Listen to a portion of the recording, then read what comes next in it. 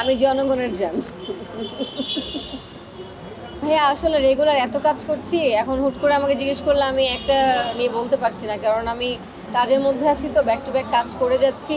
এখন ওজান রিলিজ পাচ্ছে, সো দর্শক কীরকম আসলে রিয়াকশন দেবে সেটা নিয়েও আমি অনেক nervous and excited at the same time. And এরকম লুকে আসলে আমি আগে কখনো কাজ করিনি, তবে অংশু ভাইয়া হি বিলিভড ইন মি। উনি বলছিল যে আমি চাই যে দর্শক তোমাকে এইভাবে এই লুকে দেখুক, এবং তুমি যে কি কি পারো, তোমার প্রত্যেকটা প্রতিভা দর্শকের সামনে আসুক। সো উনি চেষ্টা করেছে, আমি আমার জায়গা থেকে চেষ্টা করেছি।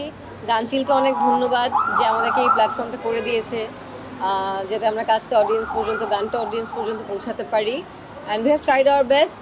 ইনশাল্লাহ দর্শকের রিয়াকশন আমার মনে হচ্ছে ভালোই হবে। না, আমার ঈদে কিছু ফিকশনাল কিছু কথা চলতেছে, অলরেডি কিছু কাজ করা হয়েছে। আমাদেরও তো একটা কাজ আসবে, হ্যাঁ, আমাদের একটা কাজ আসবে, ডিয়ার ফ্যামিলি। Dear family.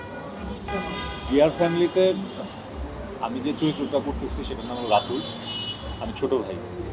একটা ফ্যামিলিতে ছোট ভাই যে রোলটা প্লে করে সেটাই। এটা আসলে একটা বেসিকলি এটা ডিরেকশন দিয়েছে সাজ্জাদ হোসেন বাপ্পি, এবং এটা একটা ফ্যামিলির গল্প। ফ্যামিলিতে আমি আছি, ও আছে, খায়রুল বাশার আছে, মালাইকা আছে। আমাদের চারজন মিলে আমরা একটা চেষ্টা করেছি, এবং আরও অনেক আর্টিস্ট আছে, সবাই ভালো আর্টিস্ট। আমরা চেষ্টা করেছি একটা আরেকটা ফ্যামিলির গল্প দর্শকের সামনে নিয়ে আসার। সুন আপনারা দেখতে পাবেন। হ্যাঁ, আমি খুবই সিম্পল একটা মানুষ। আপনারা যেটা করেন, যেভাবে লাইফ যা খান আমিও সেম খাবারই খাই। আমি খালি একটু মেবি আগে থেকে ডিসিপ্লিনড হয়েছি লাইফে।